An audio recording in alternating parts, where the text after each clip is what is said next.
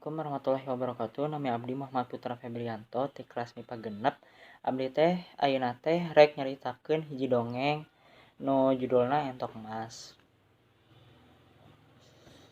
Kacaritakeun aya saurang patani nu kacida malaratna cicing di hiji saung gubuk nu geus seot. Mang Julim patani ngaranna teh. Hirup sapawaena ngan dibaturan ku sagedang entok hiji-hijina. Mang Julin kacida nyaaheunana ka eta sagedang entok teh. Bubuha manehna teh teu boga dulur baraya manglih garwa mah. Hiji poe manehna indit ka sawah. Isuk-isuk pisan manehna geus indit kabeneran dititah ku Juragan Lurah pikeun ngabinihan sawahna. Ade digawena mah kapake pisan ku Juragan Lurah teh. Kusabab Mang Julin segut pisan kana gawe nanaon oge. Are entokna dikencarkeun di bulan gubuk teh tara aya riwangan. Balik ti sawah wanci sariak layung, Mang Julin kacida laparna. Manehna ngadeuheus ka pangeran.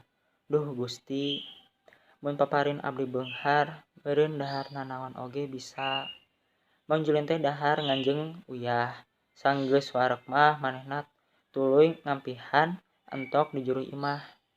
Isuk-isuk keneh Mang Julin kahudangkeun ku kingkilaban nu ayeuna ti juru imah. Panasaran manehna tuluy cahya gugulirapan teh disampeurkeun. Manehna teu nyangka yen cahya nu kacida serapna teh tina kandang entog. Sing horeng teh entokna endongan, endokna endok emas. Mang Julin pepereudeuyan nyanggap endok teh. Manehna kacida bungahna eta endok emas murni bisa dijual ieu mah geurentesna. Poe kadua kitu deui entokna ngaluarkeun endok emas hiji deui hiji. Kitu saban poe sakadang entok teh endogan endok emas hiji. Nya puguh Mang Julin teh jadi beunghar. Manehna geus boga sawah sorangan, imah gedong, balong, ternak entok jeung harta liana nu mecekil.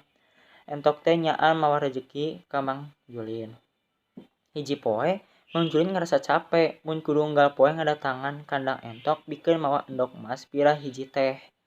Mang Julin sasadian bedog keur ngabeleh entok. Jadi manehna teu kudu mawaan unggal poe ka kandang entok. Ari geus dibeleh entok teh teu kaciri emas-emas acan, malahan entokna teh paeh.